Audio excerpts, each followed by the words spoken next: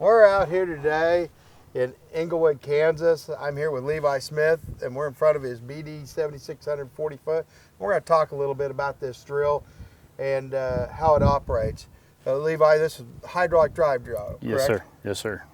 So, what you talked a little bit when we were talking before about how you can raise sections and those type of things. So that make it helpful with the point row? Yes, sir. Like when you're coming into your headland on an angle, conserving seed is a main thing. You know, seed's not cheap no more. So where it picks up each section, you don't have that whole 40 foot of waste. My guidance isn't the greatest, but whenever you come in at the end and you only got a 8 foot section, you only use 12 foot instead of all 40 to pick that up. So. And that's kind of a neat thought there too. And you know, it's funny too, when you look in the computer, you actually can, there's two settings for it. You know, out in the Palouse, when they run these things on those steep terraces, they'll take those things and they have what they call a steep hillside version, where you just leave the row unit down, or leave it down, it just shuts off the motor. But here, you want to keep that track from happening so we don't disturb that other seed that's in there. Exactly. So then, do you use the hydraulic drive? Have you done some calibration with that too? I have. I've done it multiple times. The first time was a struggle, but after that, it's like riding a bike. It's no big deal. It's usually within a half a pound per acre. Okay, so that's really good. And then you'll, if you need to, we can adjust the constant in there so that we can get the seeding rate right. Yes, and you can adjust on the fly. That's something I really like. Okay. If you see that you're going to be a little low on seed, or you're a little too much on seed, you can adjust it on the fly by just a simple switch. Well, and if you get set up a variable rate mapping, you can go ahead and attach that to that too. So yeah, I mean, the hydraulic drive, the other thing that I noted about the hydraulic drive is did you know that it only takes a gallon a minute per motor? Per motor. You know, I mean, people think, oh my gosh, hydraulic drive, I'm going to need a huge tractor, but this really isn't the case, is it? No, it is not. So do you have any trouble heating oil or anything like that? Not one single time. Okay. I actually had to turn my hydraulics down, just so there was no need in having it turned way up. I think I had it on a 1.5. Right. Is what the setting was. So then you're not going back to ground drive then? No, absolutely not.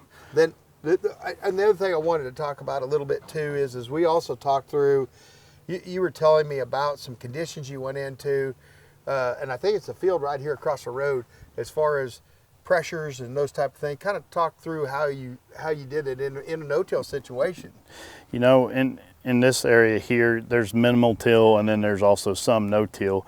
This ground right here, it's a sandy soil, but they have not farmed it in 2 years.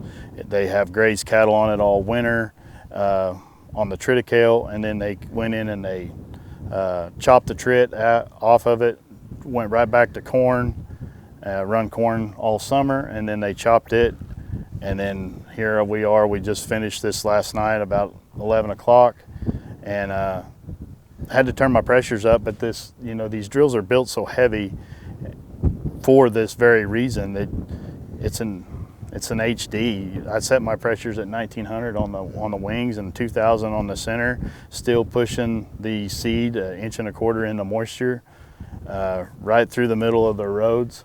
I really didn't think it would do it, but it did, and here in about 3 or 4 days you'll start seeing it come up. That's really nice. Yeah, I mean, you know, being able to get that in the ground, and for you do a lot of custom work. Yes, sir. Being able to quickly adjust those pressures to the condition and what the farmer wants is actually really, I would think, is a great thing for you. Absolutely, and you know, time is money, and just I got out one time. I went behind the drill, checked my seed depth.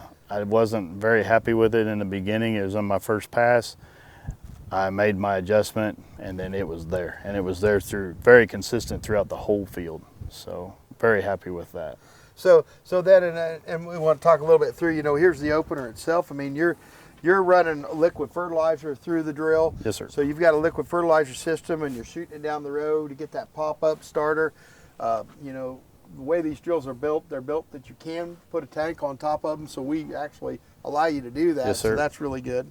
And then the 15-inch disc plates, and then running that row unit level. You know, when you're in the field, we really need to look at making sure that the backbone is level and everything works exactly the way we want it to there. Absolutely. Because seed depth is everything. That's what it's all about, is getting that seed right where you want it. Yep. So. Yep.